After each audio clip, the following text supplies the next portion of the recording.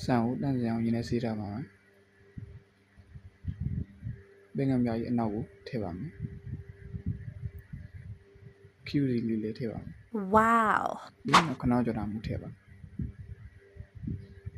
စားနဲ့လည်းထည့်လိုက်ပါ။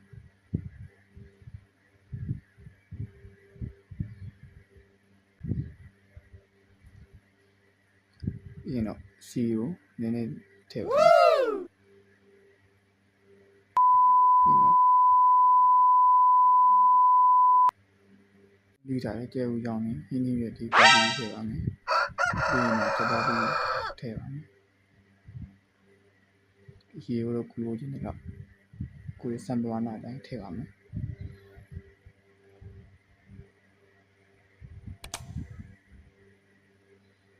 ခဏဆောင်းပါမယ်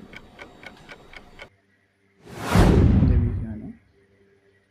Wow. ဒါလေးကတင်းနေပါတယ်